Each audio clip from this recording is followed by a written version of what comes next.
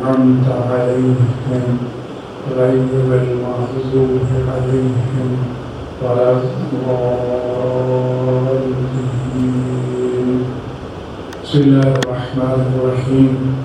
قل هو الله أحد الله الصمد لم يلد ولم يولد ولم يكن له كفوا أحد. بسم الله الرحمن الرحيم. قل هو الله أحد الله الصمد لم يلد ولم يولد ولم يكن له كفوا أحد. بسم الله الرحمن الرحيم. قل هو الله أحد الله الصمد لم يلد ولم يولد ولم يكن له كفوا أحد. اللهم بحق زهراء وأبيها وبعليها وبنيها وسر المستودع فيها بعدد ما أحاط به علمك. اللهم بسبب هذا السور لا روح المرحوم المغفور سيد زكي العابدي رحمة الله عليه. اللهم ارزقه شفاعة محمد وأهل بيته الطاهرين بفضلك ورحمتك يا أرحم الراحمين. سب مل کے بلند آواز سے صلوات پڑھیے.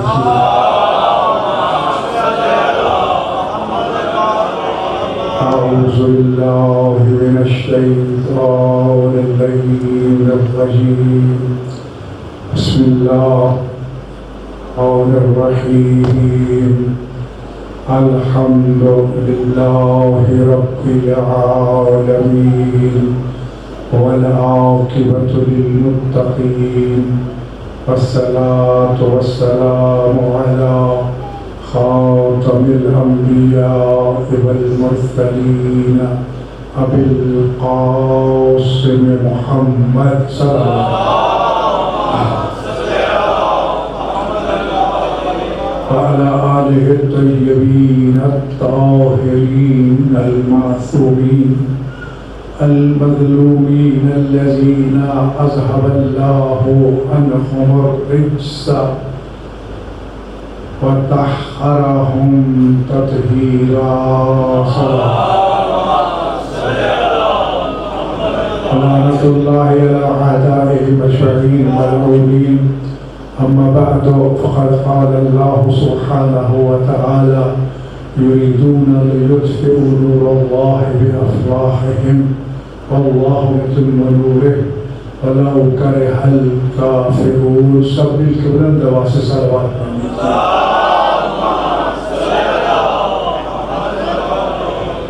الحمدللہ خدا الرحمن الرحیم کے انگنت احسانات پر اس کے شکر گزار ہیں کہ جس نے ہمیں ایک مرتبہ پھر غریب زہرا کے غم کی صف عزا بچھانے کی توفیق عطا فرمائی. مولا علی علیہ السلام اور رسول اکرم صلی اللہ علیہ وآلہ وسلم کا یہ فرمان ہے الدال الی الخیر کفاعلہ. نیکی کی رہنمائی کرنے والا، نیکی کا راستہ دکھانے والا، خیر کا راستہ دکھانے والا ایسے ہی ہے جیسے کہ وہ خود اس نے وہ عمل خیر انجام دیا ہے. تو آج کی یہ مجلس اور یہ عشرہ اربعین کے جو بانی ہیں، جو محرک ہیں، وہ ہمارے انتہائی محترم برادر سید زکی عابدی سے بھی آپ حضرات ان کو جانتے ہیں. وہ تھے، اللہ تعالیٰ ان کے درجات کو، ان کے خاندان کے تمام مرحومین واسق عابدی دیگر جتنے بھی ہیں ان کے درجات کو بلند فرمائے اور یہ کار خیر تا قیام قیامت ان کے نامہ اعمال میں اضافے کا باعث بنتا رہے. ان کے پسماندگان کو مولا صبر عطا فرمائے اور جس طرح وہ کار خیر کر رہے ہیں ان کے کار خیر کے راستے میں کوئی رکاوٹ نہ ہو. سبھی دعا کیجئے کہ مالک ہماری اس حاضری کو قبول فرمائے. ہر سال کی طرح یہ صف عزا بچھانا ہمارا کام ہے. آگے مومنین اور مومنات آئیں تو ان کا ہم پر احسان ہے، نہ آئیں تب بھی ہم ان کے شکر گزار ہیں. جتنے بھی آپ تشریف فرما ہیں معمولی نہ سمجھیں، کام نہ سمجھیں، بلکہ جو چیزیں عرض کروں ان پر توجہ دیں، سمجھیں اور عمل کرنے کی کوشش کریں۔ سبھی مل کے بلند آواز سے صلوات پڑھیں۔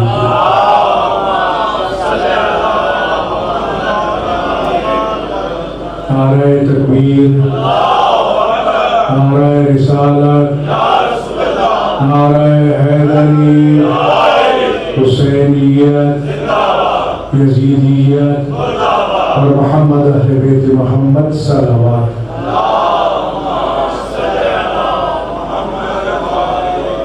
جیسا کہ اشتہارات میں آپ نے ملاحظہ فرمایا ہوگا کہ اس عشرہ خمسہ اول سے بندہ ناچیز اپنی گزارشات پیش کرے گا، اور عشرہ ثانی کے لیے برخوردار علامہ ہاشم رضا قدیری صاحب وہ تشریف لائیں گے۔ اس طرح یہ عشرہ اربعین انشاءاللہ تعالی بخیر و سلامتی پایہ تکمیل کو پہنچے گا۔ آپ حضرات سے ہمیشہ کی طرح وہ درخواست ہے، خاص طور پر پڑوسیوں سے، کہ تشریف لا کر جناب زہرا سلام اللہ علیہ کی رضا اور خوشنودی کو حاصل کیا کریں۔ وہ محتاج نہیں ہے آپ کی کہ آپ سمجھیں کہ جناب ہم نہ گئے تو مجلس نہیں ہوگی، کہ ہماری وجہ سے ہم نے اس عزا خانے کو سر پہ اٹھا رکھا ہے۔ نہیں، اس کے بارے سے میرا کام صف عزا بچھانا ہے تاکہ وہ جانے، ان کے عزادار جانے، وہ خوش نصیب جانے کہ جنہیں یہاں حاضر ہو کر خیرات و برکات کو حاصل کرنا ہے۔ میرے لیے نہ تو مجمع کی کثرت معیار ہے، نہ ہی قلت کا مجھے کوئی خوف ہے۔ میرا مقصد صرف چند گزارشات پیش کرنا، ایک نے بھی سمجھ لیا اور اس پہ عمل کر لیا تو میں سمجھتا ہوں کہ ہزاروں کے مجمع سے زیادہ بہتر ہے۔ آپ سے بھی یہی گزارش ہے کہ میری منطوق پر جو گفتگو میں عرض کروں اس پر توجہ دیجیے، اور اس سے جو مفہوم و نتیجہ نکلتا ہے اس پہ خود غور و فکر کیجیے کہ ایک پہلو میں نے عرض کیا ہے، ہو سکتا ہے اسی گفتگو کا دوسرا پہلو کچھ اور معانی رکھتا ہو جسے ہم مفہوم کہتے ہیں، تو اس پہ بھی توجہ دیجیے اور ایک طالب علم بن کر حاضر ہوں، طالب علم بن کے سنیں، طالب علم بن کے اس پر عمل کریں۔ کیونکہ اگر طالب علم کی نیت سے آؤ گے، کیونکہ مومن کو تو کہا گیا کہ وہ آغوش مادر سے دیوار قبر تک علم حاصل کرے، تو جب ہم اس حدیث کے ماننے والے ہیں تو طالب علم ہے نا، اور جب آپ کی نیت یہ ہوگی کہ میں وہاں مکتب حسین سے کچھ سیکھنے کے لیے جا رہا ہوں اور طالب علم بن کے جا رہا ہوں، تو امام حسن عسکری علیہ السلام ان طالب علموں کے لیے ارشاد فرماتے ہیں کہ یہ جب اپنے گھروں سے چلتے ہیں تو ان کے پاؤں تلے فرشتے پر بچھاتے ہیں، یہ فرشتوں کے پروں پہ قدم بڑھاتے ہوئے اس مکتب حسین میں پہنچتے ہیں، اور جب پہنچتے ہیں تو انہیں جو سب سے پہلا انعام و اکرام دیا جاتا ہے، ان کے پاؤں پر، جوتوں پر جو راہ کی گرد پڑی ہے اس کے صدقے میں ان کے ماں باپ کے گناہوں کو معاف فرما۔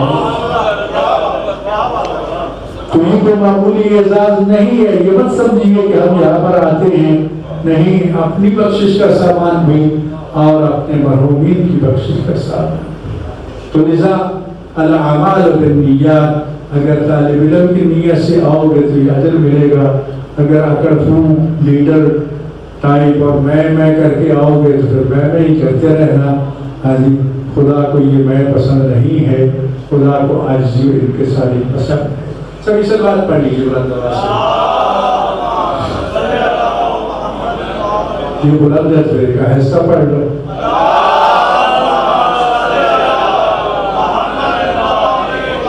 سورہ صف کی میں نے آیت مجیدہ تلاوت کی ہے، آیت نمبر 8 ہے، اور اس کے بعد انشاءاللہ وقت ملا تو آیت نمبر 9 کے بارے میں بھی عرض کروں گا۔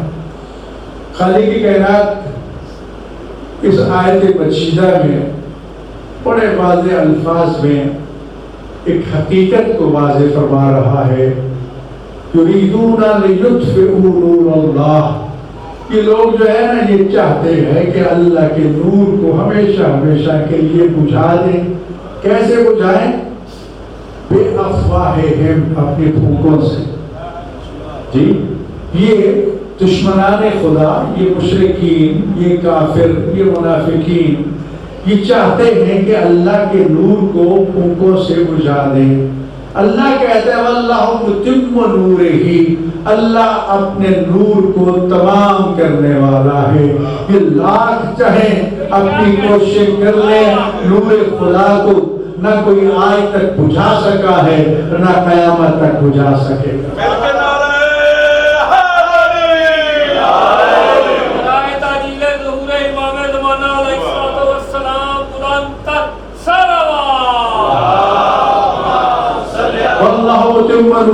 اللہ اپنے اس نور کو تمام کرنے والا ہے، مکمل کرنے والا ہے. وَلَوْ كَرِهَ الْكَافِرُونَ، بے شک یہ بات کافروں کو بری ہی کیوں نہ لگے کہ ہم نے تو بڑی کوشش کی تھی کہ راستہ روکا جائے، ہم نے بڑی کوشش کی تھی کہ جلوس نہ نکلے، ہم نے بڑی کوشش کی تھی کہ مجلس نہ ہو، ہم نے بڑی کوشش کی تھی کہ کسی کے کانوں پہ ذکر حسین کی صدا نہ آئے، ہم نے فتوے جاری کر دیے مجلس میں چلے گئے تو نکاح ٹوٹ جائے گا. اب مجلس ان کے گھروں میں پہنچ چکی ہے، اب ان کے نکاحوں کا کیا ہوگا، اب ان کے باقی معاملات کا کیا ہوگا. واللہ متم نورہ، اللہ اپنے نور کو تمام کرنے والا ہے. اللہ کے نور کو پھونکوں سے نہیں بجھایا جا سکتا.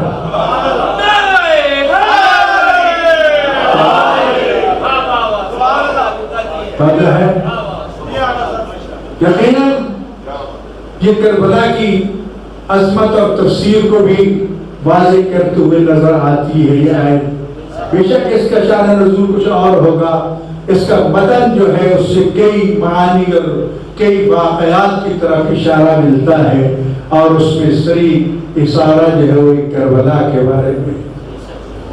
کربلا مت سمجھیے کہ 10 محرم پہ ختم ہو گئی. 10 محرم تک تو اس کا پہلا مرحلہ تھا.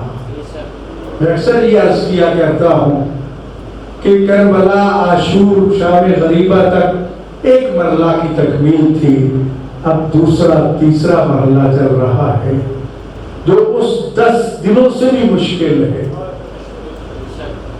ان 10 دنوں میں یقیناً بہت بڑے مصائب آئے، بھوک آئی، پیاس آئی، اپنے مارے گئے، بھائی مارے گئے، بیٹے مارے گئے، سب کچھ ہوا، اس میں کوئی کلام نہیں ہے.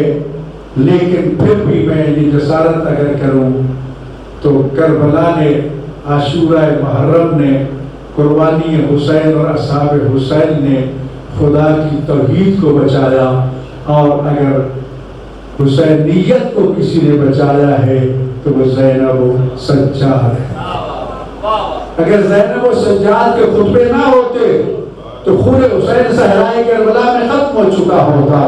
اور یہی کچھ تو بنی امیہ چاہتے تھے کہ نور خدا کو کربلا کے صحرا میں ہمیشہ کے لیے دفن کر دیا جائے، لیکن اللہ کا وعدہ ہے متم نورہ، اللہ نے اس طرح اس نور کو دنیا کے کونے کونے تک پہنچایا.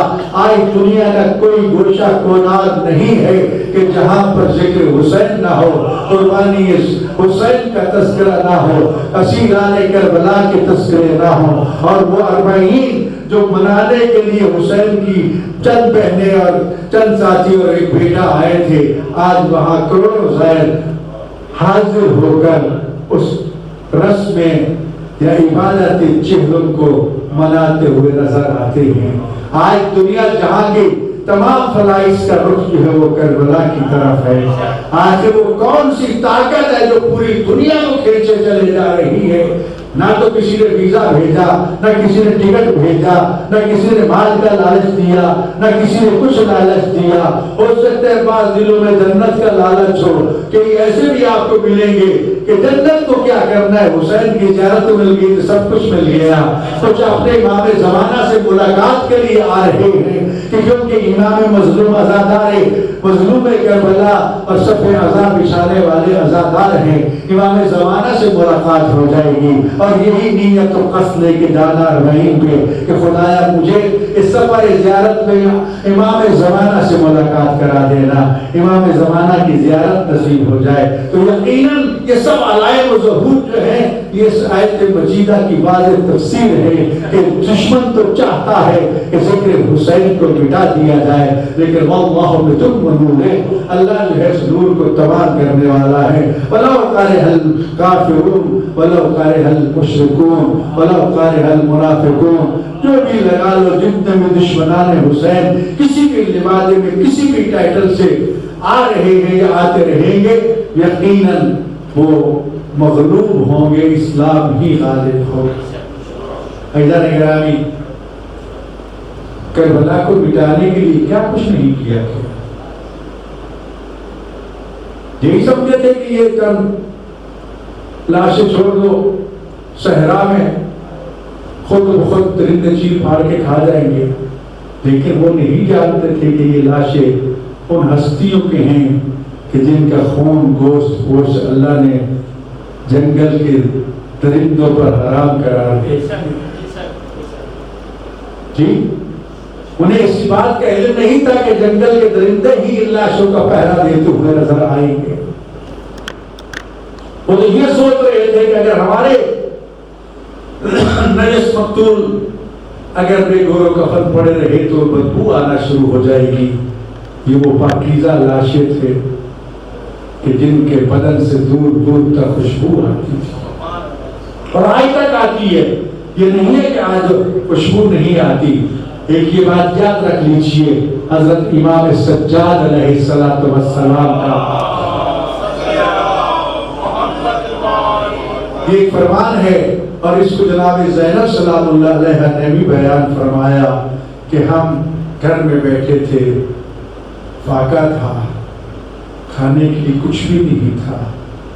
رسول اللہ نے دعا کی، میرے اللہ، کہ جناب زہرا سلام اللہ علیہ نے دعا کی کہ پروردگار تیرا رسول بھوکا ہے، تیرا ولی علی بھوکا ہے، تیرے ولی حسن حسین بھوکے ہیں، تو ہی بہتر جانتا ہے گھر میں کھانے کے لیے کچھ نہیں، اپنی کنیز کی عزت رکھ لے. زہرا کی دعا مکمل نہیں ہوئی تھی کہ آسمان سے فرشتہ جنت کا پھلوں سے بھرا تشت لے کے نازل ہوا. زہرا یہ اللہ نے آپ کے لیے بھیجا ہے. اور یہ کوئی تعجب کی بات نہ تھی، قرآن گواہی دے رہا تھا کہ وہ بطول مریم جو بے شک اپنے زمانے کی عورتوں کی سیدہ سردار تھی. صادق آل محمد سے جب پوچھا گیا کہ مریم کو قرآن نے کہا ہے سیدۃ نساء العالمین، تو آپ کیسے کہتے ہیں اپنی جدہ زہرا سلام اللہ علیہا کو کہ وہ سیدۃ نساء الجنہ یا نساء العالمین ہے؟ تو آپ نے فرمایا تھا مریم میں اور ہماری دادی زہرا میں فرق یہ ہے، مریم صرف اپنے زمانے کی عورتوں کی سردار تھی، لیکن ہماری دادی زہرا حفصہ سے لے کر قیامت تک آنے والی ہر خاتون کی اور جتنی بھی عورتیں جنت میں جائیں گی ان تمام کی سیدہ و سردار. جناب سیدہ سلام اللہ علیہ اگر مریم کے لیے جنت کا پھل آ سکتا ہے تو جو مریم کی بھی سردار ہے. پھل آ گئے، بہی دانہ تھا، انار تھا، سیب تھا. بیوی فرماتی ہے کہ ہم نے کچھ پھل تناول فرمایا، آخر میں صرف جتنا بھی جنت کے کھانوں کی عظمت ہے کھایا جائے وہ دوبارہ اپنی اصلی حالت میں رہتے ہیں. فرماتی ہے کہ جب نانا رسول کی وفات ہوئی تھی ایک پھل ان میں سے غائب ہو گیا. جب اماں زہرا کی شہادت ہوئی ان میں سے ایک اور پھل بھی ضائع گم ہو گیا، غائب ہو گیا. جب بابا کی شہادت ہوئی تو ایک اور غائب ہو گیا. اور جب بھائی حسن کی شہادت ہوئی صرف ایک ہی بہی دانہ رہ گیا. یہ ہمارے پاس اس وقت تک رہا جب تک کربلا میں حسین شہید نہیں ہوا. کربلا میں جب ہمیں بھوک اور پیاس ستاتی تھی جس پھل کو سونگھ کے ہم اپنی بھوک اور پیاس کو بجھاتے تھے.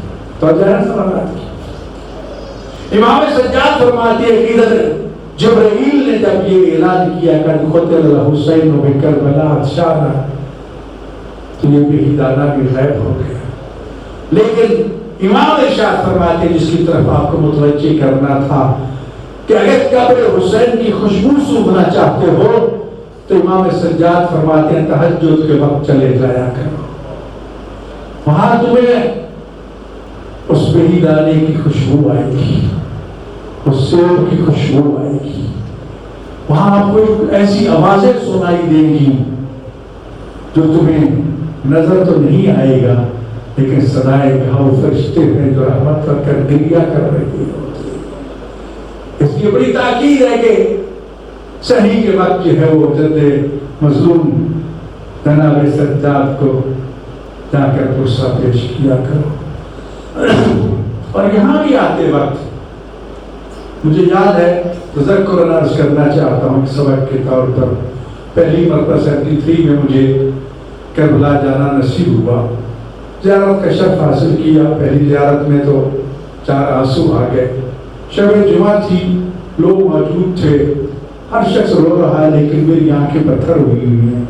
کوئی آنسو نہیں آ رہا. بڑی کوشش کر رہا ہوں. یہ مقتل ہے, یہ شہادت ہے, یہ علی اکبر ہے, یہ علی اصغر ہے, یہ شہداء ہے, لیکن کچھ نہیں. وفات الجنان اٹھا کے جب آلات پڑھے تو اس میں یہ تھا کہ داخل ہونے سے پہلے اس نے دخول لیا کرو, اجازت لیا کرو, اور جب یہ اجازت کے کلمات زبان پہ جاری کر لو اور تمہاری آنکھوں میں آنسو آ جائیں تو اس کا مطلب یہ ہے کہ آپ کو داخلے کی اجازت مل گئی. میں نے سوچا مجھے تو اجازت ہی نہیں ملی, ایسے ہی منہ اٹھا کے آ گیا ہوں.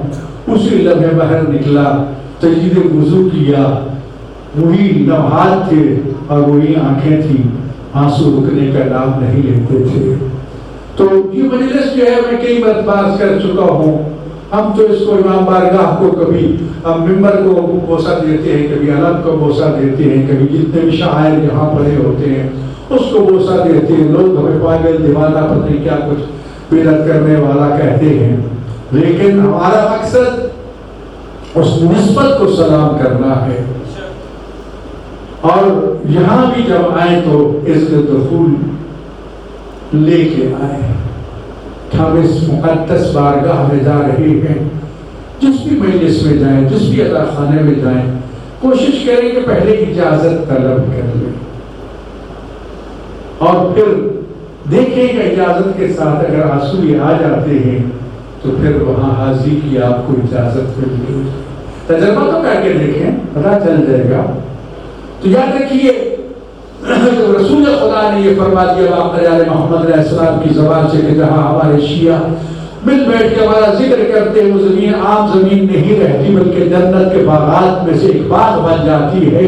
تو یہاں مجلس میں بیٹھتے ہو زمین کو معمولی نہ سمجھا کرو, جنت کے باغات میں آپ بیٹھا کرتے ہیں. اس لیے میں عرض کیا کرتا ہوں ریاض الجنہ کی فضیلت اپنی جگہ پر, اور وہ ریاض الجنہ مدینہ کی مسجد کا کیوں ریاض الجنہ بنا؟ اس لیے کہ تمام اصحاب کے گھروں کے دروازے تو بند کر دیے گئے تھے. اگر صحن مسجد نبوی میں کسی گھر کا دروازہ کھلتا تھا تو وہ علی بطول کے گھر کا دروازہ تھا جو آج تک کھلتا آ رہا ہے. اور اس گھر کے بچے جب اس صحن میں کھیلتے تھے تو اللہ نے اس صحن کو اتنا بابرکت بنا دیا کہ جہاں حسنین کریمین کھیلتے تھے اس کو روضۃ من ریاض الجنت بنا دیا.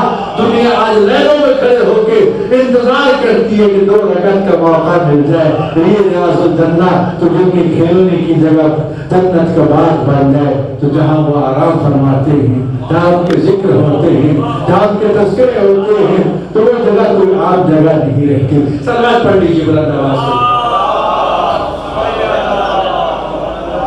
بہرحال پہلا دن ہے, انشاءاللہ اس موضوع پہ گزارشات عرض کروں گا. بڑی کوششیں کی دشمنوں نے اس چراغ کو بجھانے کی, لیکن اس دین کو بچانے کے لیے اور پروان چڑھانے کے لیے کچھ لوگ اس دین کو پروان چڑھانے والے تھے اور کچھ ہستیاں قربانی دے کر اس کو بچانے والی تھی۔ رسول خدا نے دونوں کے عظمت اور مقام کو بیان فرما دیا۔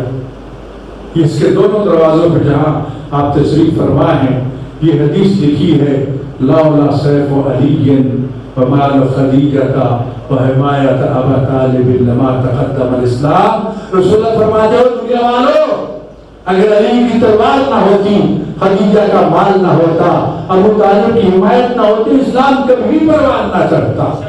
آج اگر ہمارے پاس اسلام موجود ہے تو ان ہستیوں کی ان عنایات اور قربانیوں کا نتیجہ ہے۔ میں اس لیے عرض کیا کرتا ہوں، روز قیامت تک طلوع ہونے والے سورج میں کوئی بھی اگر بندہ لا الہ الا اللہ محمد رسول اللہ علی ولی اللہ کی گواہی دے کر اسلام میں داخل ہوتا ہے، اسے سب سے پہلے مکہ کی طرف، کربلا کی طرف رخ کر کے سلام کر کے مولا علی و خدیجہ کا شکریہ ادا کرنا چاہیے کہ اگر آپ کی تلوار نہ ہوتی آج مجھے اسلام نصیب نہ ہوتی۔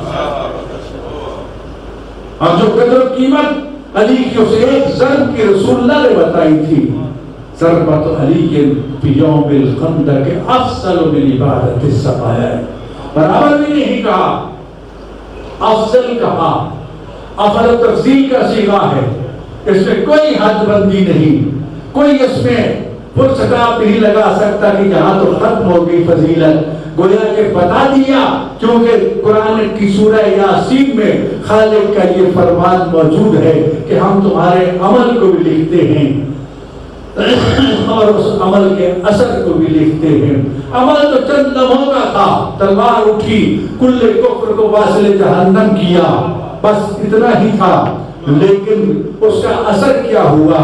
مصطفیٰ کی جان بچ گئی، اصحاب بچ گئے، قرآن بچ گیا، مساجد بچ گئی، کعبہ بچ گیا۔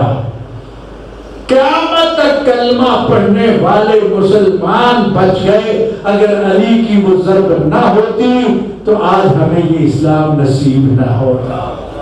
یہ عصر ہے اس ضرب علی کا جس کو دنیا مٹانا چاہتی ہے، لیکن وہ پہلے سے زیادہ آگے بڑھتا ہے۔ صلوات پڑھیے۔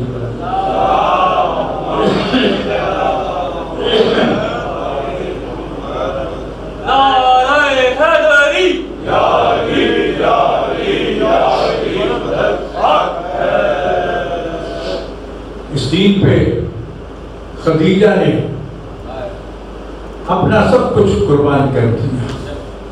یہ لفظ چھوٹے ہیں جو میں کہہ رہا ہوں، تھوڑا سا اور سمجھانے کے لیے جو مورخ نے لکھا، افسوس تو یہی ہے کہ ان کے فضائل کو ختم کرنے کی کوشش کی گئی، دوسروں کے فضائل کو بڑھا کے، اور آج تو اور بہت زیادہ جھوٹی روایتیں گھڑ کے پیش کی جا رہی ہیں اور ان کا مقام گھٹانے کی کوشش ہے، لیکن عقل کے اندھوں کو پتہ نہیں، چاند پہ تھوکو گے تو اپنے منہ پہ ہی آئے گا۔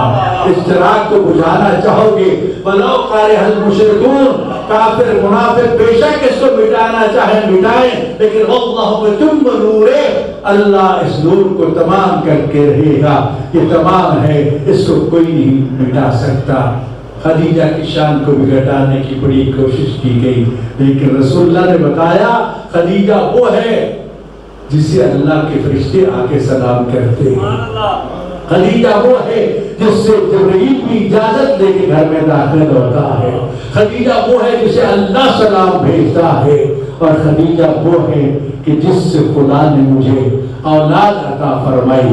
جتنے بھی سید تشریف فرما ہو، کیا کہہ سکتے ہو کہ سوائے خدیجہ کے حقیقی نانی آپ کی کوئی ازواج مطہرات میں سے ہے؟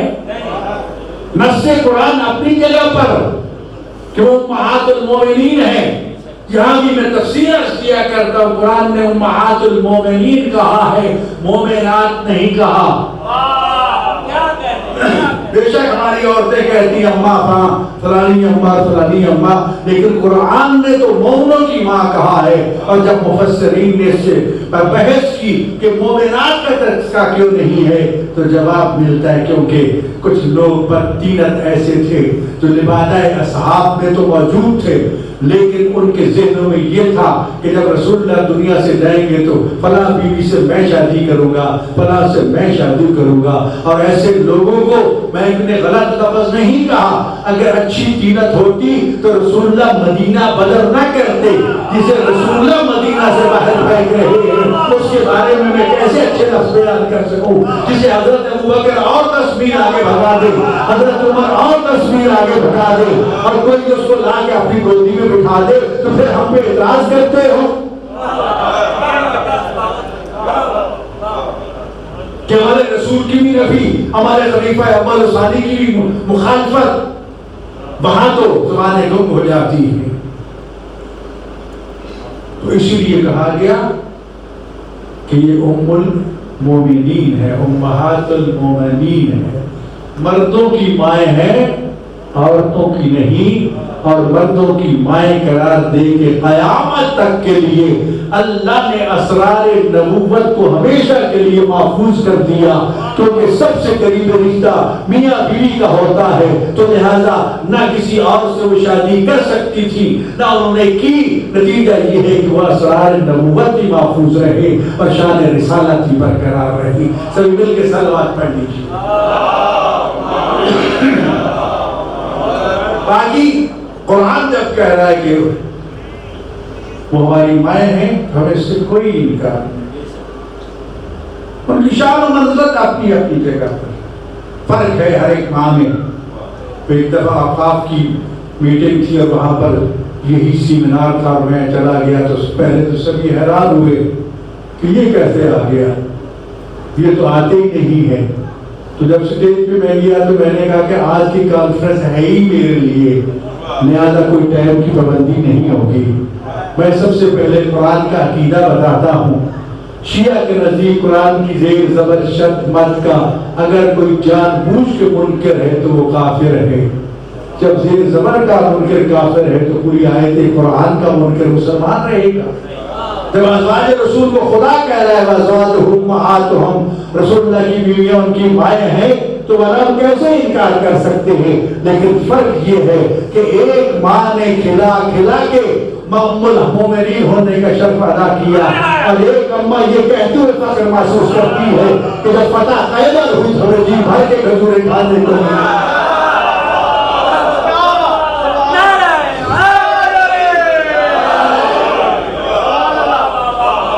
تو بعد میں سیکرٹری نے یہ کہا کہ آج 2 کام ہو گئے، ایک تو آج کے بعد یہ کانفرنس نہیں ہوگی، کیونکہ آپ کو سب سے بڑا اعتراض تھا کہ شیعہ ان کو ماں نہیں مانتے۔ آپ نے سن لیا کس طرح انہوں نے قرآن سے ثابت کیا کہ ہم ماں کو مانتے ہیں۔ باقی ماؤں کا اپنا اپنا مقام رتبہ ہوتا ہے، کوئی سفیلی مائیں ہوتی ہیں، کچھ حقیقی مائیں ہوتی ہیں۔ دوسرا یہ ہے کہ وہ جو یہ تانے دے کر کہ شیعہ ازواج کو نہیں مانتے، شیعہ ازواج مطہرات کو نہیں مانتے، ان کا دانا پانی بند ہو گیا، کیونکہ آج کے بعد تو کسی کو جرأت نہیں ہونی چاہیے کہ ایک شیعہ عالم نے آ کے سب کے سامنے قرآن کی آیت پیش کر کے بتا دیا۔ تو یاد رکھیے، نہ ہمیں اصحاب سے انکار ہے، نہ ہمیں ازواج سے انکار ہے۔ قرآن ان کو عزت دے رہا ہے، ہم عزت دے رہے ہیں، ہم پابند ہیں کہ ان کی عزت کریں۔ اصحاب جو ہیں ان کو ہم احترام کی نگاہ سے دیکھتے ہیں۔ امام سجاد کی دعا موجود ہے ان کی شان میں صحیفہ سجادیہ میں۔ کوئی شیعہ یہ نہیں کہہ سکتا کہ ہم اصحاب رسول کو نہیں مانتے، لیکن سارے اصحاب کا نجوم کو ہم نہیں مانتے کہ سورج کی طرح سبھی برابر ہیں۔ نہیں، ایک تقسیم تو یہ ہے، کچھ فتح مکہ سے پہلے کے مسلمان تھے، کچھ فتح مکہ کے بعد کے مسلمان تھے۔ بعد والوں کو رسول اللہ نے یہ کہہ دیا تھا انتم طلقاء، جاؤ تم ہماری طرف سے آزاد ہو، اور آزاد ان کو کیا جاتا تھا جو جنگوں میں غلام بن جاتے تھے۔ گویا کہ مادر زہرا اور جناب زہرا سلام اللہ علیہا کو یہ بات فخر سے بیان کرنا چاہیے کہ جن کو پالتی رہی، یہی فرق بتا دیا کہ پہلے والوں کی شان کچھ اور ہے، بعد والوں کی کچھ اور ہے، لہذا تو لوگ اور پہلے والے جو ہیں وہ برابر نہیں ہو سکتے۔ اور یہی لفظ یاد رکھنا، جناب زینب سلام اللہ علیہا جب دربار یزید میں خطبہ دے رہی تھی اور ایک بدبخت بولا تھا تو فرمایا اس کو جب نہ تلقا، وہ ہمارے آزاد کردہ غلامہ کی اولاد بدماش بن کر ان کو حیثیت کیا دلا دی تو ہو کیا۔ تو لہذا اصحاب رسول ہیں، بدر والوں کا بڑا مقام، احد والوں کا بڑا مقام، حمزہ سید الشہداء ہیں لیکن صرف اپنے زمانے کے شہداء کے سردار ہیں، لیکن ادھر کربلا میں حسین وہ سید الشہداء ہیں۔ دنیا میں جتنے بھی شہداء ہیں ان سب کے سید و سردار کا نام حسین۔ فیضان کرامی، میں نے جیسا کہ عرض کیا کہ 10 محرم تک تو عشرہ حسین کا تھا، حسین نے توحید بچائی، حسین کو بچانے کے لیے زینب و سجاد چلے۔ 11 محرم کو جب رسیاں پہن کے بطول کی بیٹیاں مقتل میں پہنچی تو زینب نے ایک مرتبہ مقتل پہ نگاہ ڈالی اور ہاتھ اٹھا کے دعا کی، اللہم تقبل منی حاضر قربان الکریم، پھر اللہ کی چھوٹی سی قربانی اپنے دین کے لیے قبول فرما لے۔ ہمارا سجاد کے چہرے پہ موت کی زردی تھی۔ کرامی مختلف ہیں، مختلف روایات ہیں، دونوں ممکن ہو سکتی ہیں کہ زینب نے اپنے آپ کو بے پناہ نور سے گرا دیا۔ سجاد دوڑتے ہوئے آئے اور کہا ماں آپ نے کیا کیا؟ تو زینب کہتی بیٹا تو نے یہ کیا شکل بنا رکھی ہے؟ تو سجاد رو کے کہتے اماں وہ سجاد مر نہ جائے تو ہمیں کیا کرے؟ جس کے بابا کا لاشا بغیر کفن بنا ہے، جس کے بھائیوں کے لاشے بغیر کفن ہو، جس کے پیاروں کے لاشے دودھ میں تپتی ریت پر پڑے ہوں، جس کی مائیں بہنیں پھوپھیاں بے پناہ اونٹوں پر سوار ہوں۔ اللہ اس وقت جناب زینب نے ایک وعدہ کیا تھا جناب سجاد سے، بیٹا پریشان نہ ہو، وقت بہت قریب ہے، یہاں پر ہمارے پرچم لہرائیں گے، دنیا سے ظاہر آئیں گے۔ اور آج وہ زینب کی دعا آپ دیکھ رہے ہیں، دنیا کا کوئی ملک ایسا نہیں جہاں پرچم عباس اور پرچم حسین لہراتا ہوا نظر نہ آتا ہو، اور آج دنیا کا کوئی ملک نہیں ہے ان بدترین حالات میں بھی تمام تر فضائلوں کا رخ جو ہے وہ کربلا اور نجف کی طرف ہے۔ اس سے کوئی غرض نہیں کہ آنے والا مسلمان ہے، ہندو ہے، سکھ ہے، یہودی ہے، عیسائی ہے، بس جس میں انسانیت پائی جاتی ہے آج اس کا رخ کربلا کی طرف ہے۔ یا وجودی طور پر وہاں موجود ہے یا ذہنی اور فکری طور پر اس کی سوچ کے زاویے سیدھے کربلا جا کر رک جاتے ہیں۔ دنیا کربلا کو سوچنے پر مجبور ہے۔ زینب جب بے پناہ مجھ سے اجازت ملی، دوسری روایت کے مطابق زینب نے کہا کہ سجاد سمر ملون سے کہو ہمیں اجازت دے، ہم اپنے پیاروں کو الوداع کہہ دیں۔ خدا جانے سجاد نے اپنے بابا کے قاتل سے کیسے اجازت مانگی ہوگی۔ حضرت کو اجازت ملی۔ ایک عالم بزرگوار فرمایا کرتے تھے سجاد نے جب یہ کہا نا اماں اجازت ہے تو فرماتے ہیں ابھی لفظ اجازت کی تیل ختم نہیں ہوئی تھی کہ بطول کی بیٹیاں بے پناہ اونٹوں سے اس طرح زمین پر آئی جس طرح عباس زین سے زمین پر آیا تھا۔ عباس کے بھی بازو نہیں تھے، ان کے بھی بازو بندے ہوئے تھے، لیکن اس کے باوجود دونوں بہنیں پہنچی مقتل میں ایک تیر و تلواروں کے ڈھیر پر کھڑے ہو کے زینب انگشت سے تعجب ڈال کے زینب کلثوم سے کہتی ہے کلثوم بہن اترا تو یہی تھا، خدا نے کہا ہے، لیکن دونوں بہنوں نے بندے ہاتھوں سے جب کونیوں کے ذریعے تلواروں اور تیروں کے ٹکڑے ہٹانا شروع کیے اور حسین کا ٹکڑے ٹکڑے لاشا جب نظر آیا تو پھر درد بھرا جملہ زینب نے کہا انتا خیر حسین، کیا میرا ماج آیا بھائی حسین تو ہے؟ پھر رخ پھر گیا مدینہ کی طرف۔ صلی علیہ ملیک السما، نانا تیری نماز جنازہ اللہ کے فرشتوں نے پڑھی تھی، اور یہ تیرا بیٹا حسین جس کی خاک و خون میں گرفتار، جس کا لباس چھینا جا چکا، جس کا عمامہ لوٹا جا چکا، جس کی گسری لوٹی جا چکی، ایک ایک چیز کا سوال کرتی رہی بطور کی بیٹی۔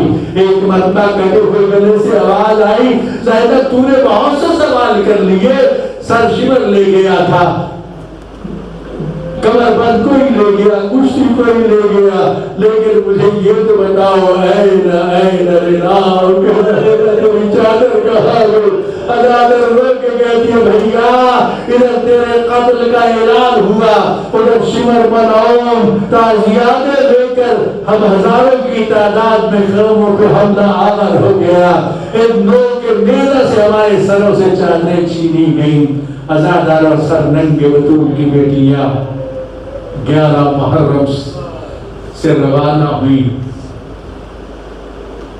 بہت سے زائر تشریف فرما ہے، پیدل بھی آپ نے نجف سے کربلا کا سفر کیا ہے، آپ پیدل چلنے والے بھی بہت تیز بھی چلے تب بھی 3-4 دن لگ جاتے ہیں، لیکن ازادار و ملعونوں نے اونٹوں کو اتنا تازیانے مار کے تیز دوڑایا کہ جب دوپہر کو چلے تھے کربلا سے، ابھی سورج غروب نہیں ہوا تھا کہ کوفہ پہنچ گئے، بیویوں کے ہاتھ بندھے ہوئے تھے، چھوٹے چھوٹے بچے جو بچ گئے تھے ماؤں کے دامن تھامے ہوئے تھے، جب ملعون اونٹوں کو تازیانے مارتے، بچے جب گرتے تو مائیں روتے ہوئے کہتی ہو میرے لال اللہ کے حوالے، تیری ماں بہت مجبور ہے۔ اور یہ روایت تم اکثر سنتے ہو، ایک شخص اس راستے پہ سفر کر رہا تھا، اسے ایک لاشا ملا، اس کو دفن کیا، جب دفن کر کے چلنے لگا نا تو بیوی کی آواز ہے میں تیرا شکریہ ادا کرتی ہوں،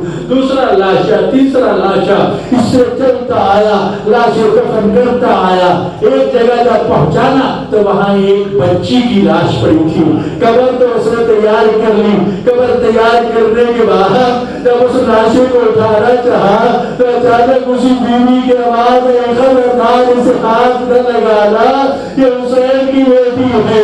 ازادر اتنے والے سجاد ادارے امامت سے پہنچے، آ کر اس بچی کو دفن کیا۔ وہ سائل پوچھتا ہے کہ آخر یہ بیوی کون ہے، تم کون ہو، یہ بچے کون ہیں؟ جب بتایا کہا وہ میری دادی زہرا ہے تو تیرا شکریہ ادا کرتی آ رہی ہے اور ہم آج محمد ہیں۔ ازادر کربلا کا یہ قافلہ بازار سے ہوتا ہوا دربار میں آ پہنچا، بغیرتوں کا ہجوم، شرابی تماشائی موجود، بغیرت۔ ابھی میں یہ روایت پڑھ رہا تھا، ابن زیاد ملعون امام حسین کے سر اقدس پر چھڑیاں مار مار کے انسرس کے شراب ڈال رہا تھا کہ ایک اصحابی رسول نے دیکھا اور فرمایا بہت شرم کر، میں نے انہی لبوں کا رسول اللہ کو بوسہ لیتے ہوئے دیکھا تھا، میں نے اسی حسین کو اپنے نانا کے سینے پر کھیلتے ہوئے دیکھا تھا، میں نے اسی حسین کو رسول اللہ کے حالت سجدے میں پشت پہ دیکھا تھا۔ اس پہ غیرت نے توہین کی، وہ اصحابی روتا ہوا وہاں سے باہر نکل آیا۔